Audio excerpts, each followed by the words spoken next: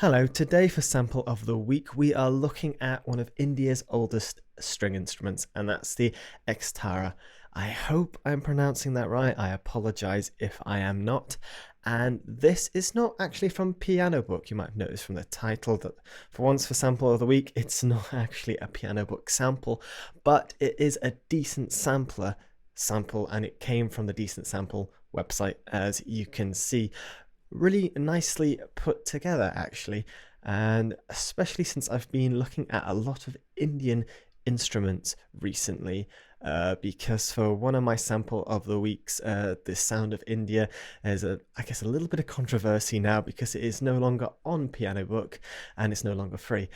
So I have been hunting the internet quite literally for Indian instruments so we can basically replace that instrument with a couple of other ones, and this is one of them.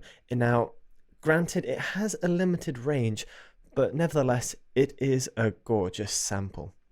Now, as it says, one of the India's oldest instruments. This comes with two patches. It's like a bendy sort of patch, and then your normal one. I kind of wish there was a key switch for this so you could swap between the two. Sadly, there is not, but this is all there is to see, really. 21 megabytes. There's not much to it, but nevertheless, it's a nice little sample, and it's my sample of the week. So let's move into the Decent Sampler. This is how it looks. As I said, gorgeous little instrument. Sadly, a limited range, but we do have a little bit of everything as we usually do. We have our attack, decay, sustain, release. Always nice to see, and I always end up missing these when they are not there. We have a bit of panning, volume, reverb, and tone. I believe tone is the usual sort of filter, but it's not attached to our MIDI CC. So let's take the reverb off so we can hear the raw sample as it is and have a little tinker.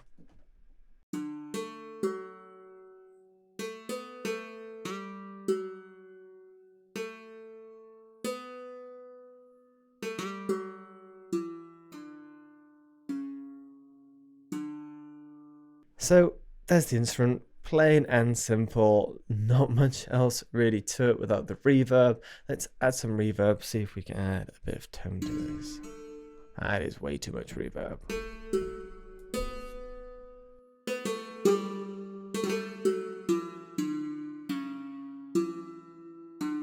I actually really like those slight little bends, which makes a lot of sense when it comes to Indian music. It's really nice little, almost legato like when you're going between notes.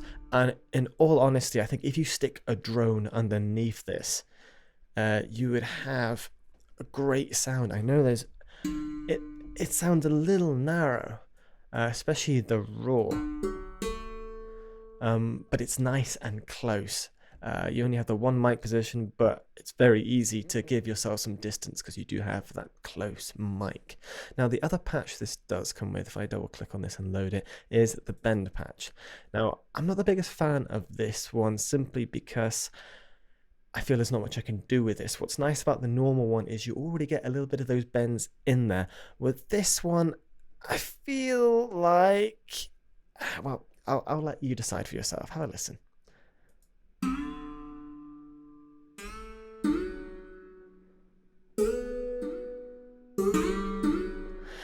It's not really what I would say a playable sort of instrument. It's great, as I said, for dropping in and out with the normal if you really want that nice bend sort of sound, but it would be nice to have maybe a key switch or something that you can quickly swap between the two, because right now I'm having to literally go browse and re-load the patch. So you could have, I guess, on two different tracks, but that's taking up a lot of space. But I guess that is what you're gonna have to do.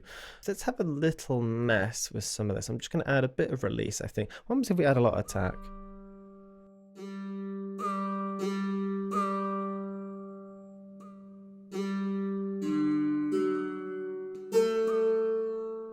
Not bad.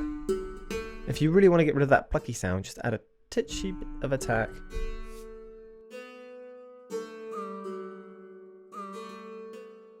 And you still get a little bit of bend.